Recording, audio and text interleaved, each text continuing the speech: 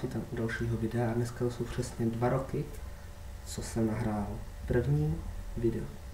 Takže dnešní kouzlo bude hlavně o číslu 2.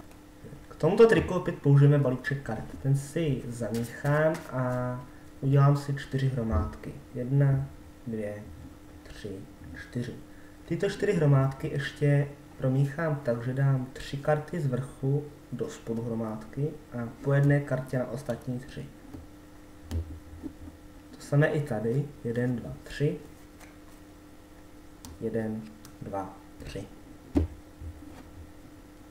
1, 2, 3. 1, 2, 3. A naposledy u té čtvrté. 1, 2, 3. Do spodu. 1, 2, 3.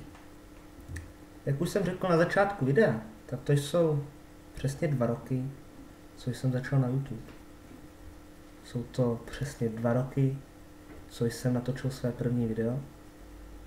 Jedním slovem 2 roky, když jsem na video natočil své kouzlo ohnutí nožičky silou vůle.